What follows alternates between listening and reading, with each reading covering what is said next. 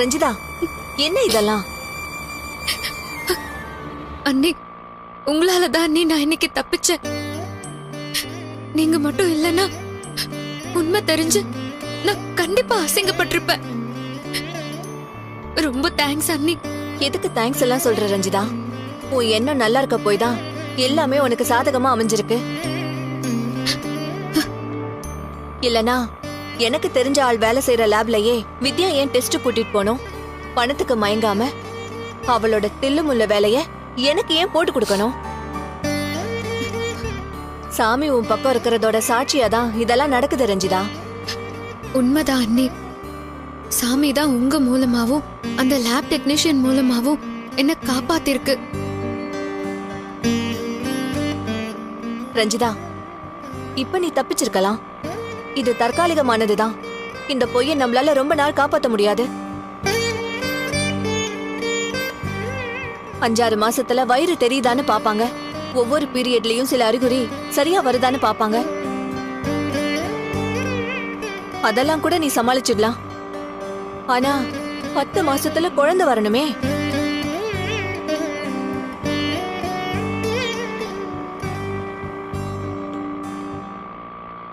ரஞ்சிதா, நான் நேத்து சொன்னதான் இப்பவும் சொல்றேன். அந்த பொய்யை நீ உண்மையாக்கிடு. நீயும் அருணும் புருஷன் பொண்டாட்டியா வாழ ஆரம்பிச்சிருங்க. தெரிஞ்சோ தெரியாமலோ நீ ஒரு நாடகத்தை ஆரம்பிச்சிட்ட. நீ வேற என்ன சொல்லிருந்தாலும் அண்ணி உன்னை வீட்டுல விட்டுருக்க மாட்டாங்க. கர்ப்பம்னு சொன்னதாலதான் என்ன செய்யறதுன்னு தெரியாம தடுமாறிட்டு இருக்காங்க. அது மட்டும் நாடகம்னு தெரிஞ்சா அதையே காரணமா வச்சு உன்னை நிரந்தரமா அருண் கிட்ட இருந்து பிரிச்சிருவாங்க. பொய்ய உண்மையாக்குறது மட்டும்தான் உனக்கு இருக்கிற ஒரே வழி. அன்னிக்கிட்ட நானும் எவ்வளவோ பேசி பார்த்துட்டேன். அவங்க கேக்குற மாதிரியே இல்ல. அவங்க மனச மாத்துற சக்தி குழந்தைக்கு மட்டும்தான் இருக்கு. நீங்க புருஷன் பொண்டாட்டியா வாழ்ந்து ஒரு குழந்தை வந்துருச்சுன்னா அண்ணியால எதுவும் செய்ய முடியாது. எனக்கு புரியுது அண்ணி. ஆனா ரஞ்சிதா, இதுல ஆர்கியூ பண்றதுக்கு ஒண்ணுமே இல்ல. உனக்கு ரொம்ப நாள் டைமும் இல்ல. நீ அருணை எப்படியாவது கன்வின்ஸ் பண்ணு. அவன் கூட நீ வாழ ஆரம்பிக்கணும். உடனே குழந்தை உண்டாகணும். அதுக்கு என்ன வழிங்கிறத மட்டும் நீ யோசி.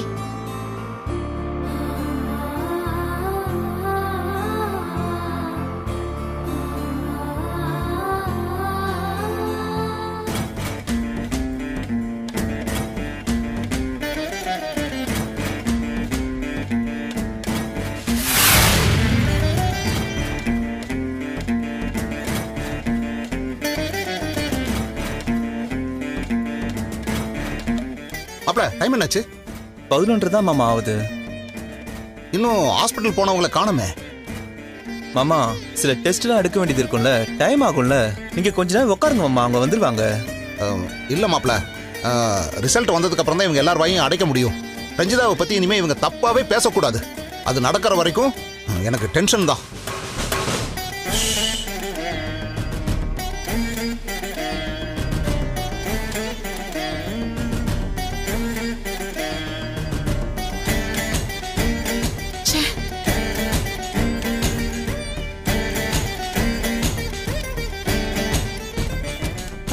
சித்ரா, வித்யாக்கு போன் பண்ணி பாத்தியா? இப்போதாம்மா போன் பண்ண, எடுக்கல. நாம எல்லாரும் காத்துட்டு இருப்போம்னு தெரியாதா? போன் எடுத்து தகவல் சொல்றதுக்கு எவ்வளவு நேரம் ஆக போகுது?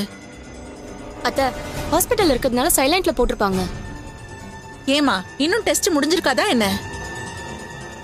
அம்மா, அங்க எத்தனை பேர் இருக்காங்க நமக்கு தெரியாதுல்லம்மா.